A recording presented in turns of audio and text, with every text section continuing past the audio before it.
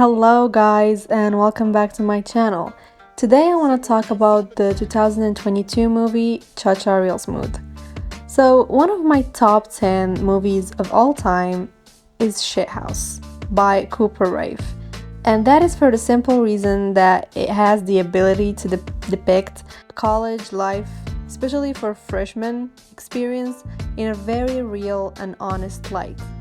So it's all about the anxiety, the awkwardness, the fear of the unknown, and the homesickness, which are things that I completely related to, and I just never saw them in any other movie.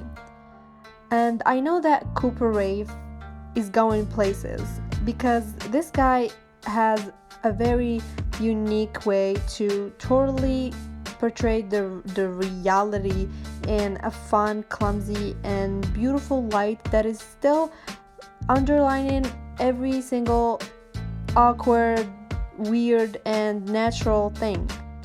With Cha-Cha Real Smooth, he continued to pass down honest and raw feelings of the post-grad experience. He's very personal. While watching his movies, I feel like I'm watching him, because often the character he's starring as is very authentic, which almost feels like he's playing himself. So as a college senior, I've always had a hard time finding shows and movies set in college, so this was a very good blast. Cha-Cha Real Smooth is about a college graduate, Andrew, trying to find his way through life and figure out what to do with his future.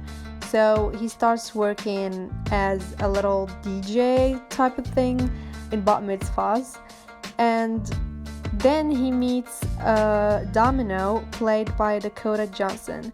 She's an engaged woman with an autistic daughter who he falls in love with. He falls in love with Dakota Johnson's character, not the daughter.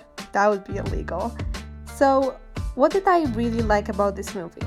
First of all, it's so beautifully shot, and even though it is meant to be a fun, lighthearted comedy, it doesn't really shy away from being very artistic. The visuals are stunning.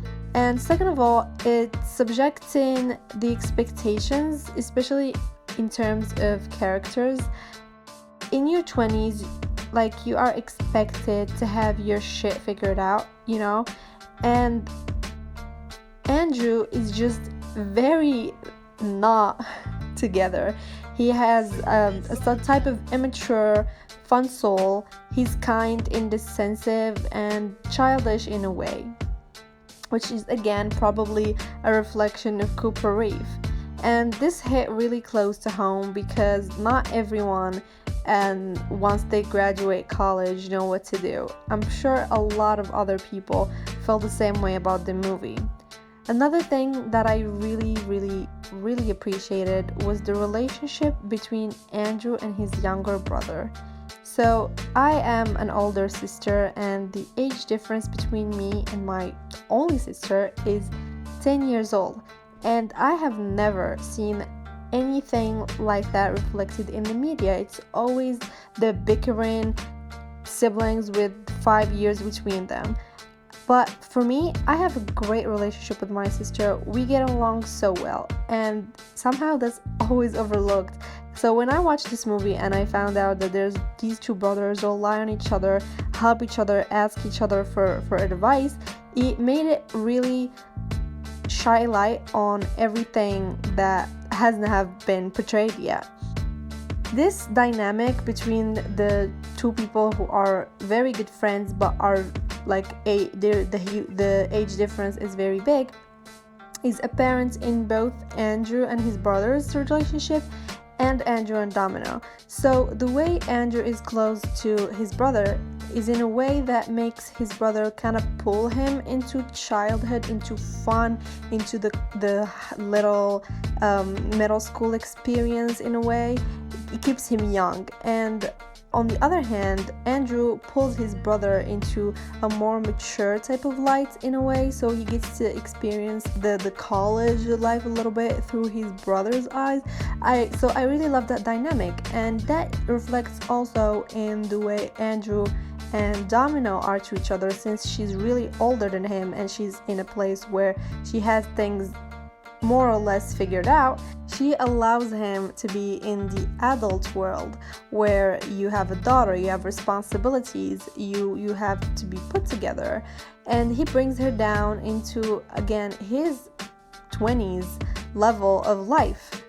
So that is very interesting, because on the other hand, this one wasn't very fruitful. It kind of made Andrew codependent on Domino, and the more his relationship with Domino gets more intense, the more he lets go of his brother's relationship and problems starts to bicker between them. I really like this dynamic. It's like these two people from different generations pulling him one way or the other. The theme of coming of age in movies is always about these people in high school or in the beginning of college, but I rarely see people who are much older have their coming of age.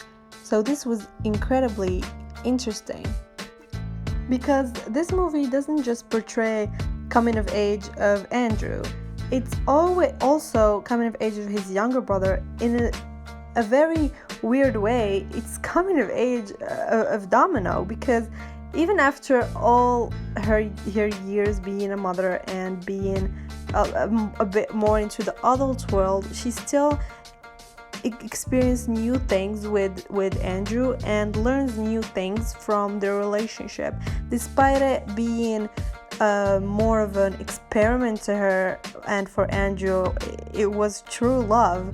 But still, she got out very important lessons and a sense of certainty about her life.